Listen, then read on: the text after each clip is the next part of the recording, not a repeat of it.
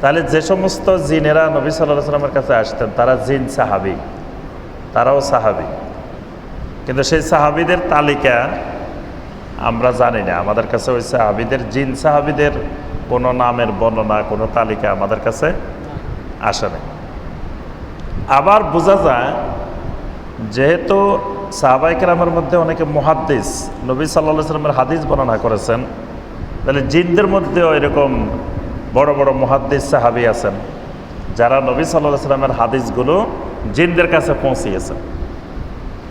তো এখানে আল্লাহ রাব্বুল আলামিন সূরা আল আহকাফে জিনদের একটা দাওয়াতের বর্ণনা দিয়েছেন, যে জিনেরা কিভাবে তাদের এলাকায় গিয়ে জনগণের কাছে দাওয়াত দিয়েছিলেন।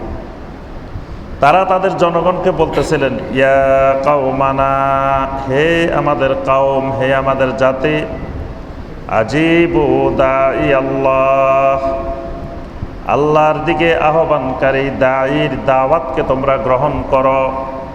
তোমাদেরকে যারা আল্লাহর দিকে দাওয়াত দিচ্ছেন এ সমস্ত দাঈদের দাওয়াত তোমরা কবুল করো, দাওয়াতে সাড়া দাও।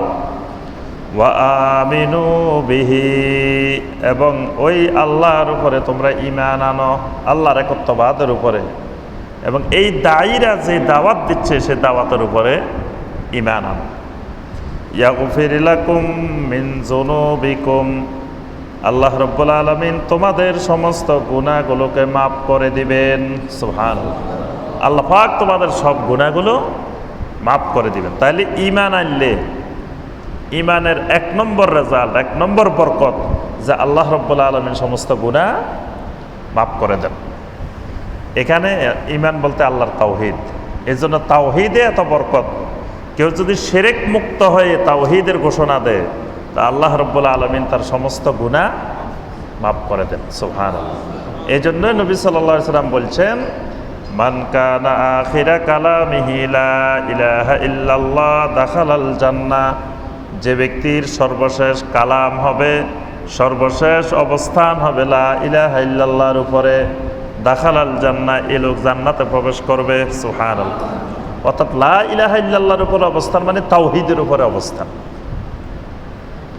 হুসনুল খাওয়াতেম মানে মৃত্যুকালে কোনো লোক, কোনো ব্যক্তি ভালো অবস্থার উপরে মারা গেছেন, এটার কতগুলো আলামত আছে। আল্লাহ রাসূল সাল্লাল্লাহু আলাইহি ওয়াসাল্লাম অনেকগুলো আলামত বর্ণনা করেছেন। তার মধ্যে একটা আলামত হলো, যেই ব্যক্তি মৃত্যুর আগে শাহাদাতাইন, অর্থাৎ শাহাদাতাইন কোনটা? আশহাদু আল্লা ইলাহা ইল্লাল্লাহু ওয়াহদাহু লা শারীকা লা ওয়া আশহাদু আন্না মুহাম্মাদান আবদুহু ওয়া রাসূলুহু, এই শাহাদাতাইন উচ্চারণ করবে, এটা একটা ভালো মৃত্যুর লক্ষণ। শাহাদাতাইন, তাহলে এই শাহাদাতাইন উচ্চারণ করা মানে সে এখনো তাওহীদের উপরে আছে, আর তাওহীদের বরকতে আল্লাহ সুবহানাহু ওয়া তাআলা তার সমস্ত গুনাহ মাফ করে দেন। সুবহানাল্লাহ। ওয়া ইউজিরকুম মিন আযাবিন আলীম, এবং আল্লাহ রাব্বুল আলামিন তোমাদেরকে আযাবে আলীম থেকে রক্ষা করবেন। সুবহানাল্লাহ। ঈমানের বরকতে প্রথমে তোমাদের গুনাহ মাফ করবেন, তারপরে আযাবে আলীম থেকে তোমাদেরকে রক্ষা করবেন। কিয়ামতের ময়দানে এক ব্যক্তির বিশাল বিশাল গুনাহের দপ্তর, 99 দফতর গুনাহ নিয়ে আসা হবে, মানে তার বিশাল গুনাহ করছে। আল্লাহ পাক বলবেন, তোমার এই গুনার দ্বারা বোঝা যায় তুমি জান্নাতে যাওয়ার কোনো রাস্তা নাই, তোমার কাছে আর কোনো কিছু আছে কিনা? এই ব্যক্তি বলবে, আর কিছু নাই রব্বুল আলামিন। আল্লাহ পাক বলবেন, তোমার একটা জিনিস আমার কাছে সংরক্ষিত আছে। তো এ তো জানা না কি জিনিস আল্লাহর কাছে সংরক্ষিত আছে। আল্লাহ পাক একটা কাগজের টুকরা বের করবেন, যেটার মধ্যে আছে আশহাদু আল্লা ইলাহা ইল্লাল্লাহু ওয়াহদাহু লা শারীকা লা ওয়া আশহাদু আন্না মুহাম্মাদান আবদুহু ওয়া রাসূলুহু। সুবহানাল্লাহ। এই তাওহীদের কালেমা শাহাদাতাইন আছে। আল্লাহ রাব্বুল আলামিন মিজানের মধ্যে এটাকে দিবেন, দেওয়ার সাথে সাথে ওই 99 দপ্তর নগণ্য হয়ে যাবে, এটার তুলনায় কিছুই না। সুবহানাল্লাহ। এটা এত ভারী হয়ে যাবে যে এইটার ভারিত্বের তুলনায় ওই 99 দপ্তর কিছুই না। সুবহানাল্লাহ। এজন্য আমার ভাইরা এবং বোনেরা, তাওহীদটা আল্লাহর একত্ববাদটা বিরাট মূল্যবান জিনিস। এই জন্য আমল যতটুকু করি কিন্তু যাতে শিরক না করি, তাওহীদ নষ্ট না করি, আল্লাহর একত্ববাদটা যেন ঠিক রাখি, তাহলেও নাজাতের আশা করা যায়। আমলের কারণে আল্লাহ রাব্বুল আলামিন মাফ করে দিতে পারেন, কিন্তু শিরক আল্লাহ রাব্বুল আলামিন মাফ করবেন না। এই জন্য শিরক, কুফর, নেফাক এগুলো থেকে আমাদেরকে দূরে থেকে ইমানটাকে সংরক্ষণ করতে হবে, তাওহীদকে সংরক্ষণ করতে হবে। তাওহীদ এত ভারী এবং এত দামি। তাওহীদ সাকিলাতানে ফিল মিজান। তাওহীদের বাক্যগুলো এত ভারী, মিজানে দিলে এগুলা অনেক ভারী হয়ে যায়। সুবহানাল্লাহ। ওয়ামান লা ইউজিব দাঈয়াল্লাহি ফালাইসা বিমুজিজিন ফিল আরদ। তারা বললেন, কোন ব্যক্তি যদি আল্লাহর দিকে দাওয়াত দানকারী দাঈর দাওয়াতে যদি সাড়া না দেয়, ফালাইসা বিমুজিজিন ফিল আরদে, জমিনের মধ্যে সে আল্লাহ রাব্বুল আলামিনকে অক্ষম করে দিতে পারবে না। আল্লাহকে কোনো কিছু দিয়ে সে অক্ষম করতে পারবে না। তাহলে আর সাড়া না দিয়ে তার লাভটা কি? সে যদি আল্লাহকে না মানে, আল্লাহকে না মেনে সে জমিনে কি করতে পারবে? যে না মেনে সে কি আল্লাহর সূর্যকে বন্ধ করে দিতে পারবে? যে সূর্য উঠতে দিব না, চন্দ্র উঠতে দিব না, বৃষ্টি হইতে দিব না। এইভাবে আল্লাহর মাখলুকাতের এই সমগ্র পৃথিবী পরিচালনার কোনো কিছু তো সে অক্ষম করে দিতে পারবে না। ওয়ালাইসা লাহু মিন দুনিহি আউলিয়া। আল্লাহ রাব্বুল আলামিন ছাড়া তার আর কোনো অভিভাবকও নাই। মানে আল্লাহ ছাড়া যে কাউকে আউলিয়া হিসাবে, অভিভাবক হিসাবে গ্রহণ করবে এরকমও তো নেই। অভিভাবক মানে কি? সে বিপদে আপদে সব কিছুতে যার কাছে গিয়ে আশ্রয় নিবে। তো এটাও তো আল্লাহ ছাড়া আর কেউ নাই, আর কার কাছে আশ্রয় নিবে? উলাইকা ফি দালালিম মুবিন।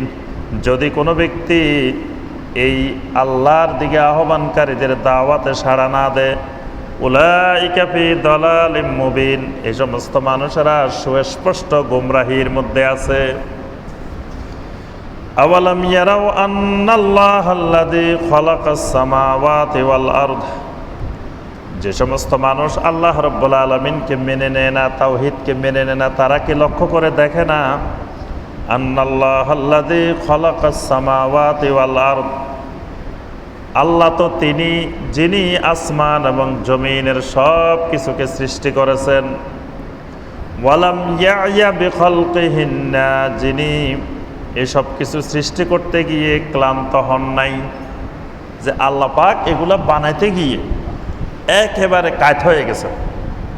যেমন আমরা বাড়িঘর একটা বানাইতে গেলে, ভাই বাড়ির কাজে হাত দিয়ে সব শেষ, একেবারে ফকির হয়ে গেছে, সব শেষ হয়ে গেছে, বলি না? তা আল্লাহ রাব্বুল আলামিন এরকম আসমান জমিন এগুলো বানাইতে যাই, আল্লাহর কি যা টাকা পয়সা ছিল সব শেষ হয়ে গেছে, শক্তি শেষ হয়ে গেছে। আল্লাহ পাক বলতেছেন ওয়ালাম ইয়া'য়া বিখালকিহিন্না, এসব কিছু বানাইতে গিয়ে আল্লাহ পাকের কোনো ধরনের ক্লান্ত হইতে হয় নাই।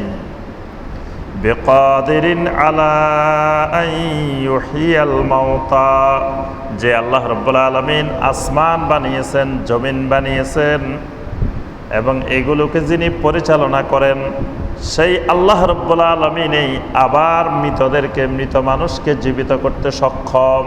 সুবহানাল্লাহ। তিনি যদি এগুলো সৃষ্টি করতে পারেন নতুন করে, তাহলে মারা যাওয়ার পরে আবার তিনি পুনরায় জীবিত করতে পারবেন না কেন? বালা, বালা মানে অবশ্যই পারবেন তিনি। ইন্নাহু আলা কুল্লি শাইইন কাদির, কারণ তিনি হলেন সব জিনিসের উপরে, সব বস্তুর উপরে মহা ক্ষমতাবান। সুবহানাল্লাহ। ওয়া ইয়াউমা ইউরাদুল্লাযীনা কাফারু আলান নার, যেদিন কাফেরদেরকে জাহান্নামের সামনে, আগুনের সামনে উপস্থাপন করা হবে, আলাইসা হাযা বিল হক, তখন তাদেরকে জিজ্ঞাসা করা হবে এগুলা কি হক না, এসব কি সত্য না, এসব হক না? ক্বালু বালা ওয়া রাব্বিনা, মানে সেদিন একেবারে পাক্কা ঈমানদার। সেদিন বলবে রাব্বুল আলামিন অবশ্যই এগুলা হক, অবশ্যই। ক্বালা ফাযুকুল আযাবা বিমা কুনতুম তাকফুরুন, আল্লাহ রাব্বুল আলামিন বলবেন দুনিয়াতে থাকাকালীন এগুলোর প্রতি কুফরি করার কারণে ফাযুকুল আযাব, আযাবের মজা, আযাবের স্বাদ গ্রহণ করো।